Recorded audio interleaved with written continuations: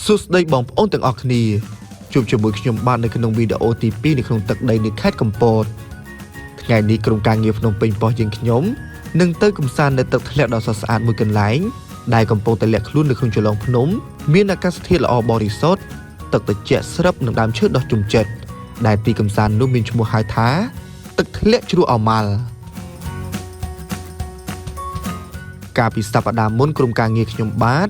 បានទៅផ្ដិតយកទេសភាពស្អាតៗនៅរមណីយដ្ឋានទំនប់ម្លេចដែលជាទីកន្លែងដ៏ស្រស់ស្អាតទាំងបែបធម្មជាតិនិងប្រវត្តិសាស្ត្រជូនទៅដល់បងប្អូនទស្សនា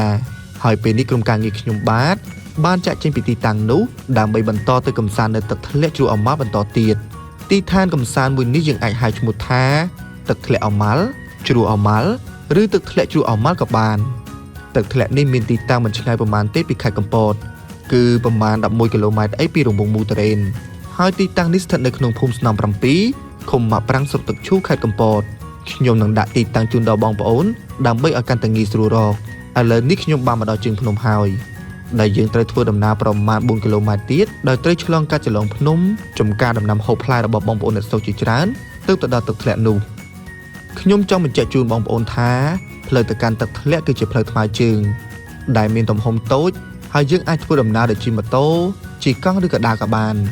តែសម្រាប់ក្រុមខ្ញុំបាទគឺយើងជ្រើសយកការដើរដោយថ្មើរជើងព្រោះចង់ challenge ខ្លួនឯងផងហើយដើម្បីសុខភាពផងម្យ៉ាងបានមើលទេសភាពស្អាតៗក៏ដូចជាស្រូបយកខ្យល់អាកាសបរិសុទ្ធទៀតផងសួស្តីខ្ញុំចង់បញ្ជាក់ប្រាប់បន្តិចដែរថាផ្លូវទៅកាន់ទឹកជ្រោះអម៉ាល់នេះ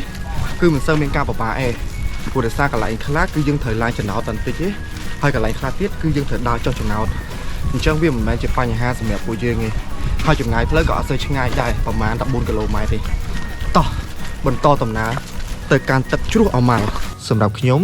ការធ្វើដំណើរទៅកាន់ទឹកធ្លាក់ជ្រោះអម៉ាល់នេះវាធ្វើឲ្យអារម្មណ៍ស្រស់ស្រាយខ្លាំងមែនទែនព្រោះថាយើងបានឃើញសម្រស់ដ៏ស្រស់ស្អាតគឺធម្មជាតិជួរភ្នំហើយចំពេលដែលខ្ញុំមកនេះគឺខែវស្សាទៀតនោះព្រៃឈើគឺខៀវស្ងាត់ហើយរុក្ខជាតិខៀវខ្ចីនេះគឺដ៏រីកស្គុះស្គាយខ្លាំងមែនទែនហើយនេះគឺជារូបភាពមួយដែលធ្វើឲ្យយើងរំហាយអារម្មណ៍ភ្លេចអស់នៅទុក្ខកង្វល់ម្យ៉ាងទៀតនៅខាងឆ្វេងដៃនៃផ្លូវដើរនោះយើងឃើញមានទឹកហូររណ្ដំជាមួយនឹងដុំថ្មតូចធំតម្រៀបគ្នានៅក្នុងចន្លងដងអូហើយម្ដងម្កាលក៏បានលើសំឡេងសត្វជុំល្វើយដែលវាកាន់តែធ្វើឲ្យខ្ញុំនឹងចង់ទៅដល់ទឹកធ្លាក់ឆាប់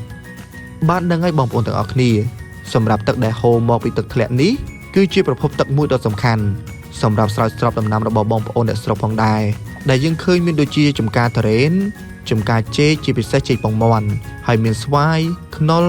ដូងក្រូចឆ្មាតបែកនិងដំណាំហូបផ្លែជាច្រើនផ្សេងទៀតរវល់តែរៀបរាប់ឥឡូវនេះយើងបានមកដល់ទឹកធ្លាក់ជ្រោះអម៉ាល់ហើយនិយាយពីថាពិតជាមិនខកបំណងមែន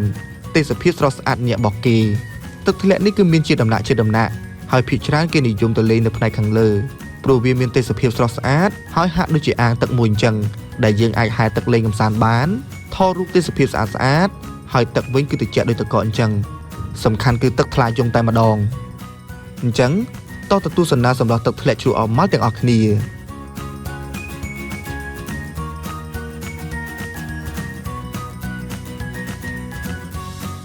នៅទីនេះភ្ញៀវទេសចរក៏អាចជួបកញ្ចក់របស់បងប្អូនសហគមន៍បានផងដែរ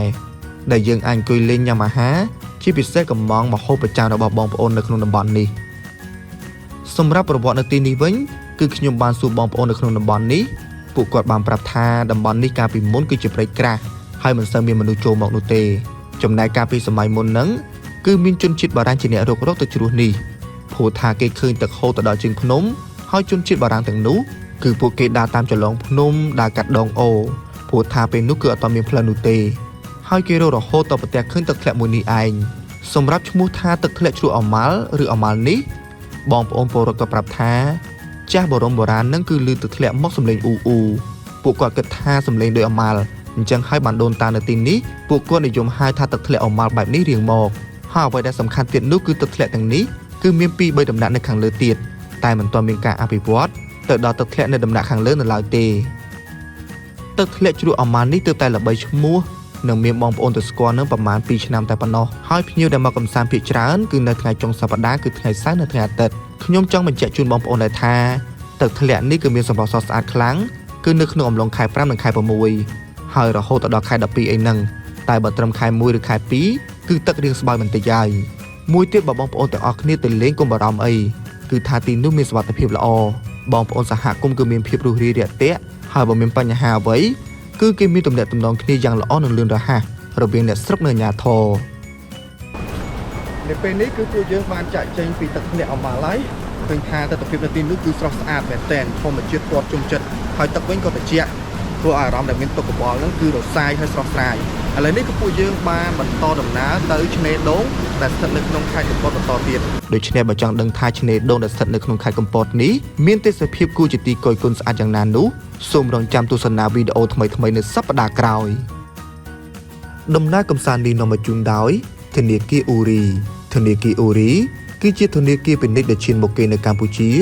ដែលមានសាខាចំនួន138និងមានបណ្ដាញសាខាចំនួន23ប្រទេសជុំវិញពិភពលោកធនាគារអ៊ូរីនៅទីនេះដើម្បីពង្រីកវិសាលភាពជោគជ័យជាមួយគ្នា